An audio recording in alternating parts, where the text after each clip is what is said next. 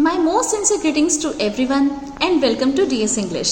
This is दीपमाला शर्मा और आज की इस वीडियो में हम डिस्कस करेंगे कुछ ऐसे आइडियाज़ जो आप सब स्टूडेंट्स समर वेकेशन में अपने हॉलीडेज होमवर्क के रूप में यूज़ कर सकते हो। देखिए, समर वेकेशन है, ऑब्वियस है कि आपको घर पर ही रहना है, लेकिन कुछ ऐसी चीज़ें हो सकती हैं जो आप घर पर रहकर लर्न कर सकें, सीख सकें, जिससे न सिर्फ आपकी जो लैंग्वेज है इंग्लिश वो अच्छी होगी, बल्कि आपका जो सब्जेक्ट है इंग्लिश वो भी काफ़ी सॉलिड हो जाएगा। तो देखिए, make most of these summer vacation and let us discuss some of the ideas which you can use in summer vacation. So class 12, this video is for you. और इसमें सबसे पहला जो काम आप कर सकते हैं, that is mentioned here on the screen, you can read it, कि write a page of good hand writing daily either in your English notebook और you can use loose papers. तो देखिए, आपको रोजाना एक गुड हैंड राइटिंग का page लिखना है। बहुत ही साफ सुथरी हैंड राइटिंग आपकी होनी चाहिए, उसके अंदर कोई कटिंग नहीं, कोई ओवर राइटिंग नहीं। And you know it very well कि there is lots and lots of significance of having good handwriting if you want to score good marks, चाहे वो हिंदी हो, चाहे इंग्लिश हो, चाहे कोई भी सब्जेक्ट हो। अगर आपकी हैंड राइटिंग बहुत अच्छी है तो ये आपको हेल्प करती है अच्छे मार्क्स स्कोर करने में, एंड इसीलिए आपको प्रैक्टिस करनी है।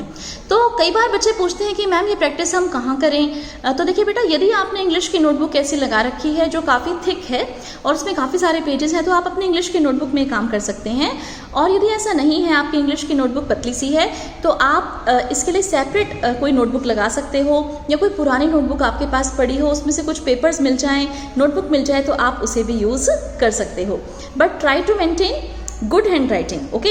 बहुत जल्दी जल्दी खींच कर इस तरह से नहीं लिखना कि जल्दी जल्दी हमने बस होमवर्क कंप्लीट करना है। नो, आपने सच में अपनी हैंड राइटिंग को इम्प्रूव करना है, और मैं भी पूरी कोशिश करूंगी कि इससे रिलेटेड जो वीडियोस हैं वो मैं अपने चैनल पर अपलोड करूं, ताकि आपकी हैंड राइटिंग बहुत अच्छी हो पाए। सेकेंड जो आप ऑप्शन है काम कर सकते हैं वो ये है कि watch English news daily in order to equip yourself with facts and information to be used in as content in writing skills। तो देखिए, आप इंग्लिश न्यूज़ को देखने की कोशिश कीजिए, सुनने की कोशिश कीजिए, समझने की कोशिश कीजिए। आपको पता ही है कि जो न्यूज़ हैं वो हिंदी और इंग्लिश दोनों ही लैंग्वेजेस में दिखाई जाती हैं, और भी लैंग्वेजेस में दिखाई जाती हैं, लेकिन you try to listen to those news in English language, okay. Try to understand them as well. और इससे क्या होगा कि आपको बहुत सारे फैक्ट्स और बहुत सारी इंफॉर्मेशंस पता चलेंगी जो कि आप यूज़ कर सकते हैं। किस चीज़ में आप यूज़ कर सकते हैं उनको? राइटिंग स्किल्स वाले सेक्शन में। राइटिंग स्किल्स में आपको पता है कि आपका पैराग्राफ राइटिंग का एक टॉपिक आता है, रिपोर्ट राइटिंग का भी आता है, एडवर्टीजमेंट के भी आते हैं। तो इस तरह से बहुत सारी ऐसी इन्फॉर्मेशन है जो आप इन न्यूज़ से कलेक्ट करके अपने जैसे राइटिंग सेक्शन में यूज़ कर सकते हो। तो इंग्लिश न्यूज़ देखने की आदत आप बनाइए, और ये मैं कहूँगी कि सिर्फ इसलिए नहीं कि केवल समर वेकेशन है तो उस समय हमने, अब आप आदत डेवलप कीजिए और फिर इसे लगातार कंटिन्यू रखिए। थर्ड पॉइंट जो हम यहाँ पर देख पा रहे हैं वो ये है कि you have to maintain a dictionary. आप एक डिक्शनरी मेंटेन कीजिए, और make note of at least 3 new words which you read और हियर।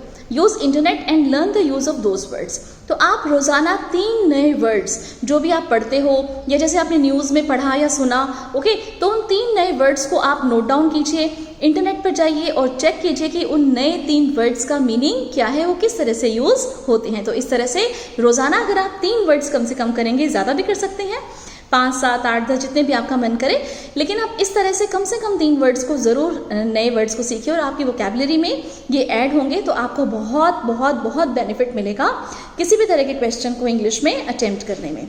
नेक्स्ट है हमारा, on 5 June world environment day celebrated. हम सबको पता है कि 5 जून को विश्व पर्यावरण दिवस मनाया जाता है। तो इस पर आपने एक पैराग्राफ लिखना है जो कि आपके सिलेबस में है, एंड मोर ओवर आपको एक बहुत ही सुंदर सा पोस्टर भी डिज़ाइन करना है, और आप चाहो तो इस पोस्टर की जो पिक है उसे अपने इंग्लिश टीचर के पास व्हाट्सएप भी कर सकते हो। तो world environment day is coming on 5 जून, तो you can make a poster on it, right. आप डिज़ाइन कर सकते हैं ब्यूटीफुल सा पोस्टर भी आपके सिलेबस में है, और पैराग्राफ राइटिंग भी आपके सिलेबस में है। इसके अलावा आप ये देखिए, आपको एक प्रोजेक्ट बनाना चाहिए। 2 टॉपिक्स मैंने यहाँ पर मेंशन किए हैं, क्योंकि प्रोजेक्ट जो है वो आपका इंटरनल असेसमेंट में इंक्लूड होता है, राइट। चाहे वो सीबीएसई के स्टूडेंट्स हैं, चाहे वो हरियाणा बोर्ड के स्टूडेंट्स हैं, प्रोजेक्ट आपका इसमें इंक्लूड होता है। 20 मार्क्स की जो इंटरनल असेसमेंट होती है उसमें से कुछ मार्क्स प्रोजेक्ट के लिए असाइन किए जाते हैं। तो ये आपका बेस्ट टाइम है समर वेकेशन का, जब आप ये प्रोजेक्ट बना सकते हो। तो ग्लोबल वार्मिंग का एक टॉपिक लिया है हमने, एंड इट्स इफेक्ट्स, और इसके लिए आप रेफर कर सकते हैं आपकी विस्टास का chapter 3 journey to the end of the अर्थ।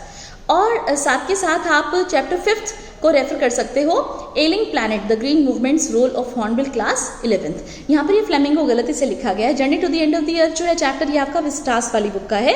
तो इन टॉपिक्स के अंदर आपने देखा है कि किस तरह से ग्लोबल वार्मिंग के ऊपर बात की है इनके रेस्पेक्टिव ऑथर्स ने, एंड आपको भी लगभग वही जो प्रोजेक्ट है उसको बनाना है, मेंटेन करना है। नाउ सेकेंड जो आपका टॉपिक हो सकता है प्रोजेक्ट का, that can be wild life protection. Okay, तो वाइल्ड लाइफ प्रोटेक्शन वाला ये जो टॉपिक है, ये मैंने इसके लिए रेफरेंस दिया है आपका सेकेंड चैप्टर विस्टास का, जो कि है द टाइगर किंग। ओके, तो टाइगर किंग में आपको पता ही है कि वाइल्ड लाइफ से रिलेटेड है ये आपका चैप्टर, और वाइल्ड लाइफ प्रोटेक्शन या ग्लोबल वार्मिंग या कोई भी ऐसा टॉपिक जो आपको ऐसा लगता है कि रेलेवेंट है, ओके, एंड आप उसके ऊपर प्रोजेक्ट अपना सबमिट कर सकते हो। प्रोजेक्ट कैसे बनाना है ये भी आपको पता ही होगा कि एक फाइल में अलग से जो ड्राइंग शीट्स होती हैं, लूज शीट्स होती हैं, उनके ऊपर सुंदर सा बना के कटिंग, पेस्टिंग, ड्राइंग, ये सब उसमें करना होता है आपने प्रोजेक्ट में, एंड देन उसे आप अपने इंग्लिश टीचर को सबमिट कर सकते हो आफ्टर समर वेकेशन।